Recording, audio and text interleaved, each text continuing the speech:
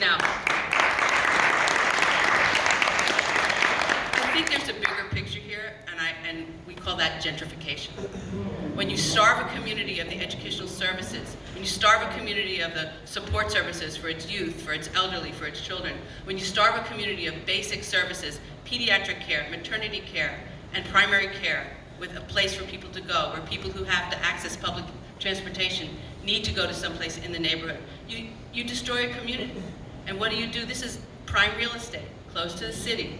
What do you think is going to happen from Sanford Avenue as it slowly seeps down into the rest of Mount Vernon? I was involved in the Coalition to Save Metropolitan Hospital in East Harlem. It was a poor community, mostly Latinos, and there was a desire for gentrification. They wanted to close Metropolitan Hospital. We formed a community coalition, a combination of the workers in the hospital, clergy, and the community, and we saved that hospital. It is open today and functioning.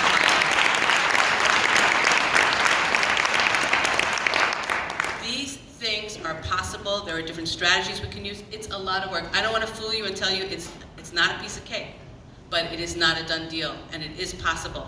And you know what? If we don't fight, then what happens? They keep doing it over and over again. You gotta fight. Sometimes you win, sometimes you lose, but we plan to win, and we plan to fight them because we have the moral high ground. We asked them, well, in White Plains Hospital, I also looked up the population of White Plains. White Plains has 60,000, according to 2017 census, that they had 59,000 people. Mount Vernon has more people. So what's the problem with Mount Vernon? Why does White Plains get a hospital and Mount Vernon closes its hospital? What's the difference? I don't have to tell you what the difference is. So we need to call them on that. We need to call them on the things that they're doing to this community. And this community, as nurses, all the patients are our community. Our community are the people that we care for.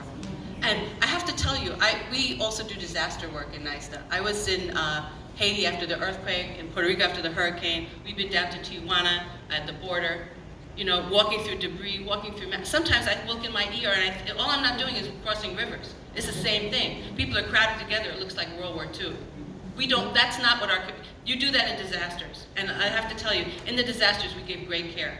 People got good care, because it's not just about a building, it's about the people who care about the patients and want to deliver the services. And all we're asking for is the supports to be able to do that in this community. It's not too much to ask, but it won't happen without a demand. Without a demand, it won't happen. Without a struggle, it won't happen. And we are committed, and I know this community is committed, and we are going to fight on. It's up to you, it's up to us, it's up to all of us. And we can't give that fight up. We won't give that fight up, and we're going to stay to the end. Thank you so much.